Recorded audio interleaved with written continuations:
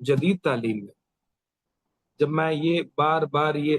پڑھتا ہوں نا جس میں اللہ کا ذکر نہیں ملتا مجھے، میں یہ پڑھتا رہتا ہوں کائنات کیسے رواں دواں ہے،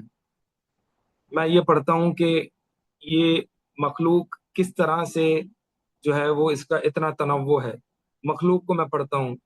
اس کائنات کو پڑھتا ہوں، یعنی کبھی یہ تصور نہیں کیا جا سکتا کہ میں 25 سال مخلوق کو پڑھوں گا جس میں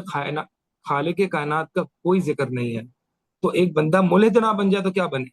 25 سال وہ مخلوق کو اسٹڈی کیے جا رہا ہے اور اللہ کا کوئی ذکر نہیں آ رہا، وہ مسکین سے ایک اسلامیت کا سبجیکٹ جو کہ اس نے آخری دفعہ 10th میں پڑھا تھا، اس کے بعد اس نے کھول کے نہیں دیکھا اس تو یہ بندہ مادہ پرست اور ملحد نہ بنے گا تو اور کیا بنے گا؟ یہ ایسے ہی ہے کہ ایک شخص کو مدرسہ بھیج دو، اب وہ صبح شام 8 سال جو ہے وہ قال اللہ و قال رسول صلی اللہ علیہ وسلم پڑھتا ہے، ٹھیک ہے؟ تو وہ ظاہر سی بات ہے وہ عالم نہیں بنے گا تو کیا بنے گا؟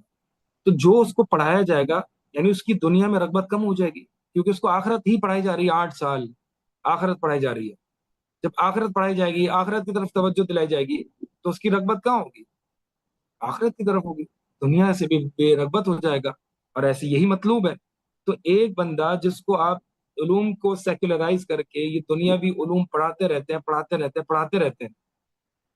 تو ایک پوائنٹ آتا ہے کہ وہ شبوب شبہات کا شکار ہو جاتا ہے، یا کم سے کم مادیت یا دنیا کی بے تحاشا محبت اس کے اندر بیٹھ جاتی ہے کہ